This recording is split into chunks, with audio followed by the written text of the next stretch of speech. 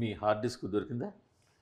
లేదు, దాంట్లో అవసరం లేదు కదా. లేదు, బ్యాకప్ ఉంది. ఓన్లీ ప్రాబ్లం ఏంటంటే పైరసీ అని మీరు పైరసీ అవుతుంది అన్న ఒకే ఒక రీజన్ తప్ప. బట్ ఇవాళ రోజుల్లో పైరసీ అయితే విత్ ఇన్ సెకండ్స్లో ఎక్కడి నుంచి పైరసీ అయింది అన్నది వచ్చేస్తుంది కదా.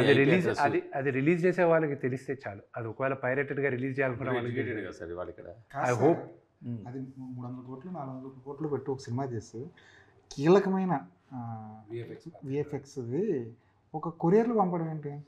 సో అదేంటంటే the back story is bigger. అది ఓన్లీ మీ కొరియర్లో అది పోలీస్ కంప్లైంట్లో ఏముందో అది మీరు రాసుకున్నారు కానీ. So I tell you what exactly happen.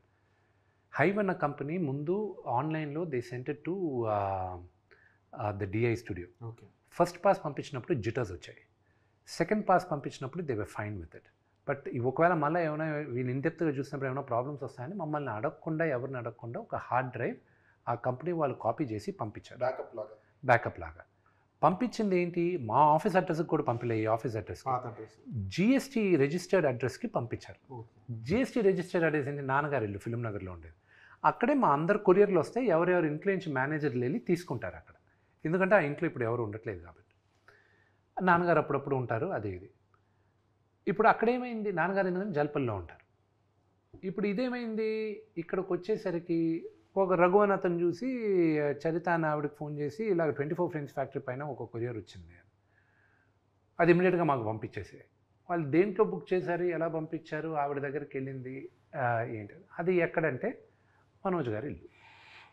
అది వీళ్ళిద్దరూ అక్కడే పనిచేస్తారో అక్కడే ఉంటారు, ఐ డోంట్ నో, ఆ క్లారిటీ ఇంకా రాలా.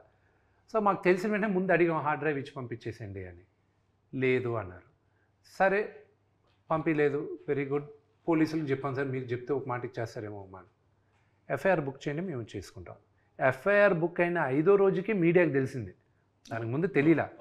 సో దాని తర్వాత దెన్ ఇట్ వెంట్ ఆన్. వాళ్ళు ఇన్వెస్టిగేట్ చేశారు, police has the entire thing. అది అయితే ఇప్పుడు నేను ఈరోజు కానీ తప్పు చెప్పాను అనుకోండి, what ever I said is wrong, రేపు నేను చెప్పిన పేర్లు వాళ్ళు నన్ను సూ చేయొచ్చు, మనోజ్ గారు నన్ను సూ చేయొచ్చు, anybody can do it.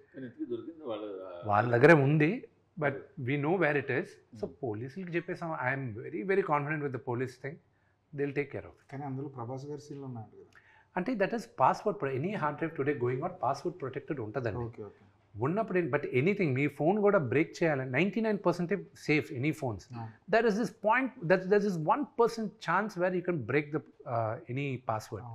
So ఆ ఫియర్తో వీఆర్ అఫ్రేడ్ దట్ వీళ్ళు ఆన్లైన్లో పెడతారన్న ఒకే ఇది. కానీ ఇంత నీచానికి కూడా దగ్గర జరగకుండా ఉంటే చాలు. It's unfortunate.